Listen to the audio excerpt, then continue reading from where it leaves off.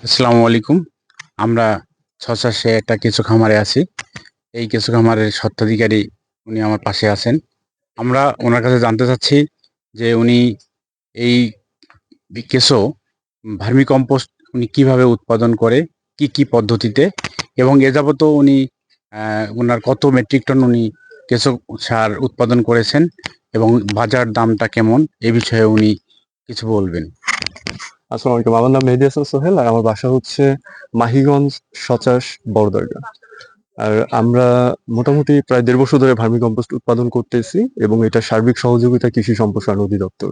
আর আমাদের স্থানীয় যে এসও আপা আছেন ওনার নিরলস প্রচেষ্টার ফসল আলহামদুলিল্লাহ এখনকার আমার এই প্রতিষ্ঠানটা। তো আমরা আমরা ৩০ কেজি দিয়ে শুরু করছিলাম গত বছর ১৭ই আগস্ট ২০২৪ সালের ১৭ই আগস্ট আমরা ফার্স্ট ৩০ কেজি দিয়ে এখানে বাণিজ্যিক আমরা খামার স্টার্ট করছিলাম। যেটা ১ বছর পরেই আমরা পুরা শীতের সিজনটা ব্রিডিং টাইমটা খুব ভালোভাবে ব্রিডিং করাইতে সক্ষম হয়েছি এবং আলহামদুলিল্লাহ এখন আমাদের কাছে প্রায় ৪০০ কেজি প্লাস কেঁচো আছে।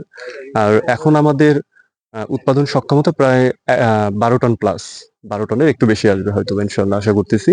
আর আমাদের পিছনে যে খামারটা গোডাউনটা দেখতেছেন এটা হচ্ছে আমাদের ২.৫ মাস। ২.৫ মাসে আমরা এই সারটা তুলছি যেখানে আশা করতেছি ২৫ টনের উপরে সার আছে। তো আপনারা এ যাবত কত টাকার সার বিক্রি করছেন এই মৌসুমে এবং কত করে কেজি বিক্রি করতেছেন? আমরা কেঁচো প্লাস অন্যান্য সবকিছু মিলে আমার কাছে মনে হয় ১.৫ লাখ টাকার উপরে আমরা অলরেডি বিক্রি করে ফেলেছি এবং আমাদের এখানে না হোক তো প্রায় ২.৫ লক্ষ টাকার উপরে সার আছে।